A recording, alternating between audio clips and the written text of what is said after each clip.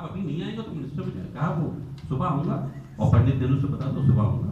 تو پنڈت صاحب صبح گئے, پنڈت صاحب شجر بیٹھے ہیں اپنی منسٹری کا کام میں. ارے بھائی کچھ تو خیال کیا کرو جوش, تو کہہ رہے پھانسی چڑھا دو, جو سچ ہے وہی کہہ رہا ہوں. تو وہ میں خود بھی میں آج جوش صاحب کے حوالے سے میں بھی دونوں صاحب کا شکریہ ادا کرنا چاہوں گا جنہوں نے اس قدر دوستی نبھا دی ماشاء اللہ. باقی فراق گورکھپوری صاحب ایک انتہائی اعلیٰ نام اردو ادب کا, انہوں نے ایک کتاب لکھی ہے آنچل, رباعیات کی کتاب, اور انہوں نے اپنی قلم سے یہ بات لکھی ہے کہ میں یہ کتاب جوش ملیح آبادی کو نظر کر رہا ہوں جنہوں نے مجھے رباعی کہنے کا فن سکھایا.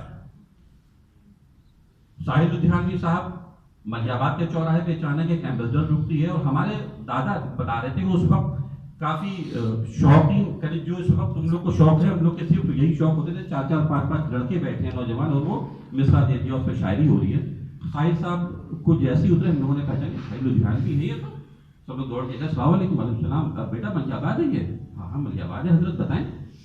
ارے نہیں وہ میں نے اس سے کہا تھا ڈرائیور سے کہ خصوصی طور پہ یار ملیح آباد ہے تو روک دینا, آج میں بائی روڈ جا رہا ہوں تو مجھے ملیح آباد میں ضرور رکنا ہے.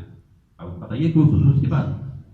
کہا وہ مجھے وہ جگہ دیکھنی تھی جہاں سے جوش نام کا پہاڑ نکلا ہے, جس نے لگ بھگ کوئی موضوع چھوڑا ہی نہیں جس پہ اس نے شاعری نہیں کر دی. واقعی جوش صاحب نے اردو شاعری کو ایک نیا کلیور, ایک نیا